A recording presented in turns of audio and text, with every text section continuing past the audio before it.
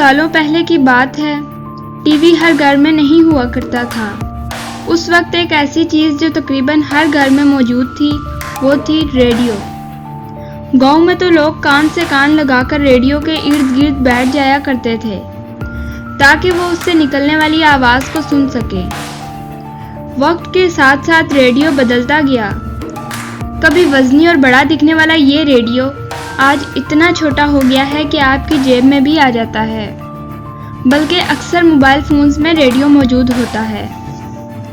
तो चलिए आपको ले चलते हैं रेडियो की इजाद के सफ़र पर, ताकि इसको और भी करीब से जाना जा सके।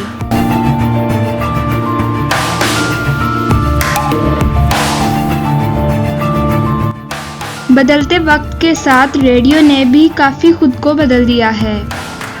आज के इस मॉडर्न ज़माने में बहुत से डिजिटल रेडियोस आपके सामने आ रहे हैं। ये आपके फ़ोन, गाड़ी और स्मार्ट वॉच जैसी डिजिटल चीज़ों में भी पाया जाता है। यूँ तो आज की दुनिया टेक्नोलॉजी में बहुत आगे बढ़ चुकी है, लेकिन फिर भी रेडियो इनके आगे नहीं झुका। आज भी कई लोग हैं जिन्हें रेडियो सुनने की आदत है।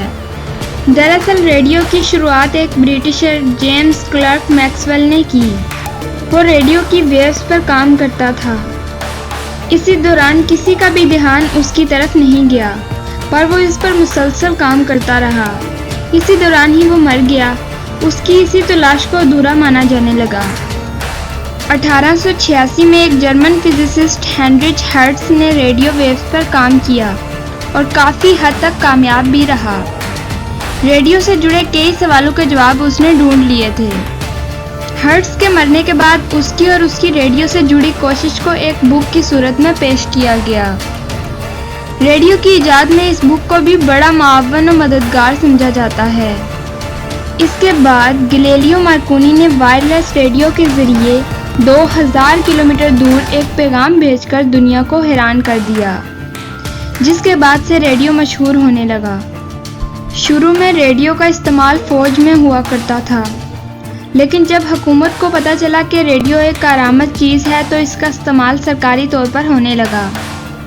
एक लंबे अरसे तक रेडियो सरकारी कामों के लिए ही इस्तेमाल होता था। उस वक्त कोई रेडियो चैनल नहीं था।